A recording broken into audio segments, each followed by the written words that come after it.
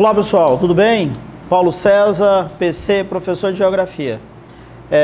Vamos classificar a vegetação de acordo com a temperatura, a umidade, a situação sazonal da folha, a forma da folha e também contar o porte. Então, vamos à aula. Em primeiro lugar, nós vamos fazer aqui uma classificação da vegetação em função da temperatura. Então, em função da temperatura, nós podemos classificar as formações vegetais de três maneiras diferentes: megatérmica, mesotérmica e microtérmica. Observe que aqui nós estamos colocando as zonas climáticas do planeta. O Brasil, como exemplo, observe que o Brasil, a maior parte do território brasileiro, está localizado dentro da chamada zona tropical. Apenas uma pequena parte do território nacional está localizada ali ao sul do Trópico de Capricórnio. Portanto, a maior parte do território nacional dentro da chamada zona tropical. Você poderia perguntar então, PC, o que é a zona tropical?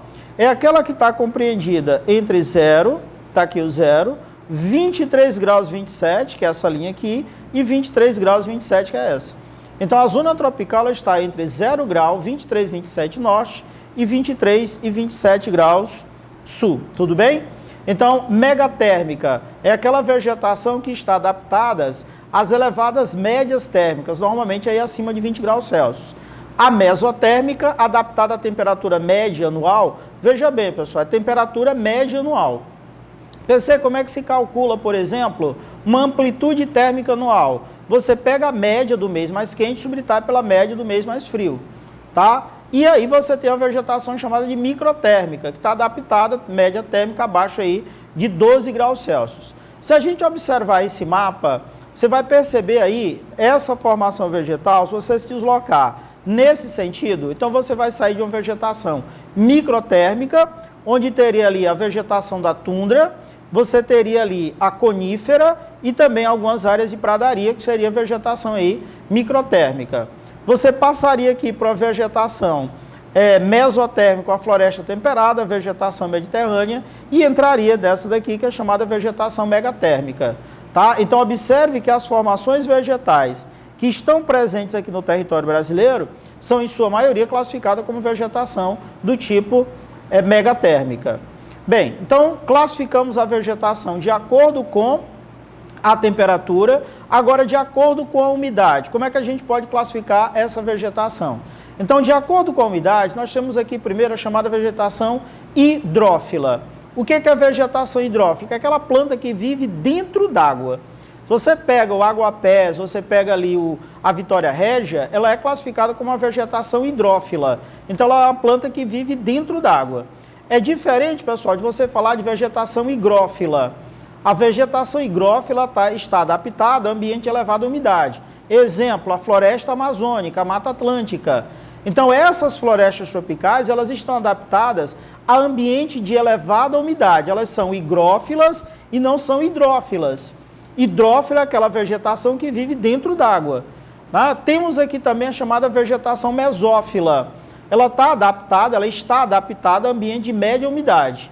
Tá? Então, por exemplo, o cerrado ele é uma vegetação que você poderia classificar como uma vegetação mesófila. Ela está adaptada a algumas áreas do cerrado, adaptada à média umidade, ela suporta um período com menor umidade. Estação chuvosa e seca alternada, a gente tem um termo específico para isso, que é a vegetação tropófila.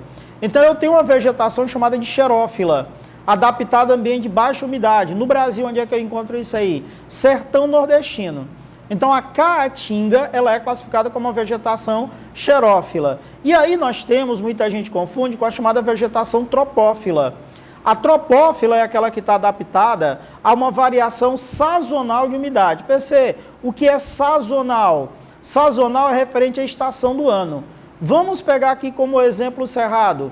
O cerrado brasileiro ele tem chuva no verão e estiagem no período do inverno. Então, a gente está falando do hemisfério sul.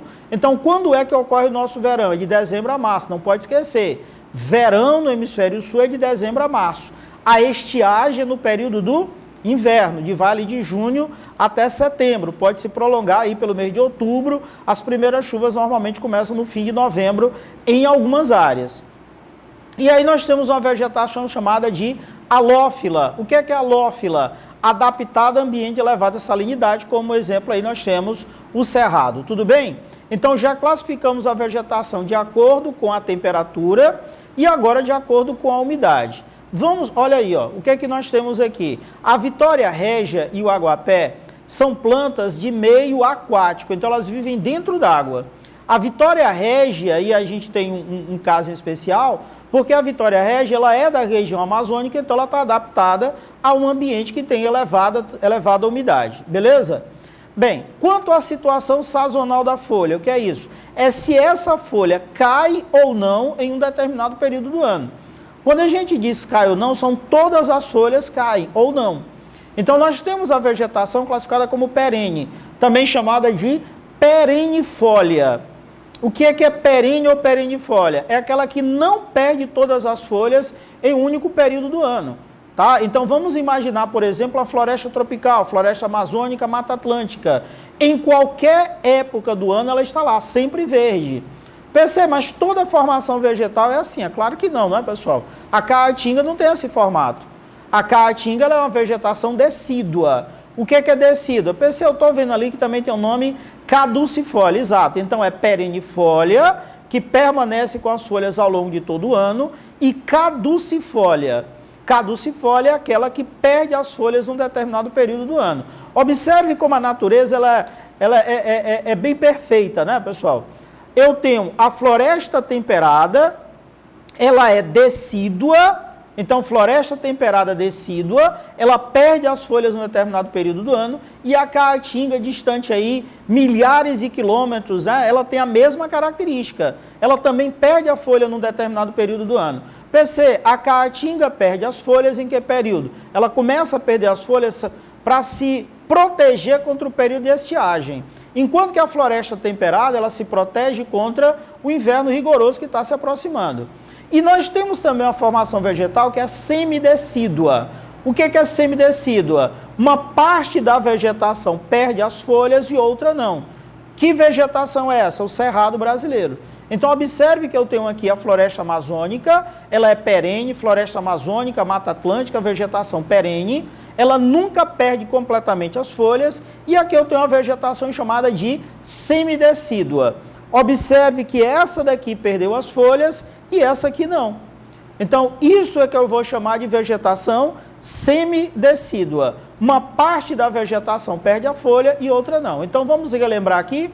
Classificamos a vegetação de acordo com a temperatura, classificamos a vegetação de acordo com a umidade, classificamos a vegetação de acordo com a situação sazonal da folha. E agora vamos classificar a vegetação quanto à forma. Olha o tamanho dessa folhinha aí. Sabe onde é que eu encontro uma folha desse tamanho? Em ambiente úmido. Nós chamamos essa folha de latifoliada. O que é latifoliada? É uma folha grande e larga.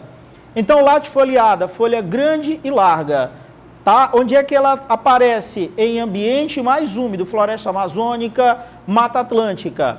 Então, eu tenho aí a chamada folha latifoliada. E a ciculifoliada, a folha em forma de agulha. Olha que esse ambiente que está sendo mostrado aqui, que a conífera ela tem esse aspecto. PC, no Brasil tem alguma com esse aspecto? Tem. Aqui no Brasil nós temos como exemplo a vegetação da araucária. A araucária é uma vegetação também aciculifoliada. E aí nós temos a outra que é chamada de coriácea. Coriácea é uma folha pequena, grossa e peluda. Caracteriza quem? A região ou uma região de pluviosidade menor, de menor umidade. Aqui no Brasil a gente tem aí o exemplo da caatinga. Então eu tenho quanto à forma da folha, latifoliada, aciculifoliada e também coriácea. Olha que imagem legal essa que nós temos aqui. Aqui nós temos uma relação entre latitude e altitude. Vegetação, latitude e altitude. Pessoal, à medida que eu aumento a latitude, a temperatura diminui, modifica a vegetação. À medida que eu aumento a altitude, a temperatura diminui, muda a vegetação. Então, eu tenho uma relação direta entre a vegetação, a latitude e a altitude. Lembrar que o Brasil está ocupando, como já foi dito logo no início da nossa aula, uma faixa tropical, predominantemente da zona tropical. E então, eu tenho áreas de floresta tropical, né, que é Mata Atlântica e Floresta Amazônica, temos a área do Cerrado e também a vegetação da Caatinga, Pantanal, são regiões que estão dentro dessa chamada zona tropical. E a última classificação que nós temos aqui, pessoal, é quanto ao porte, é quanto ao tamanho. Então, de acordo com o tamanho, nós podemos classificar as formações vegetais em florestais ou arbóreas. Quem é que está nessa classificação, PC? Florestas tropicais, florestas temperadas e aí a chamada floresta boreal, taiga ou conífera. Está aqui o nome delas aí. Então, a floresta tropical, próximo ao Equador, e aí eu vou me distanciando. Floresta temperada até chegar na floresta boreal ou a floresta de conífera. E a outra formação vegetal que nós temos, chamada de herbácea e arbustiva. Quem é caracterizado como formação herbácea e arbustiva no mundo? Então, nós temos aqui 4 formações. A tundra, pradaria, savana e estepe tropical. Lembrando que o Brasil não tem floresta temperada, o Brasil não tem floresta de conífera, o Brasil não tem tundra. Aí você diz, PC, então o Brasil vai apresentar uma baixa biodiversidade. Errado. O Brasil apresenta uma elevada biodiversidade, principalmente pelo fato do Brasil ter uma floresta tropical, o Brasil tem área de savana, que é o nosso cerrado, e o Brasil tem área de caatinga. PC, mas caatinga tem elevada biodiversidade, altíssima biodiversidade. Então você não pode imaginar que a caatinga brasileira ela vai apresentar uma baixa biodiversidade. Tudo bem?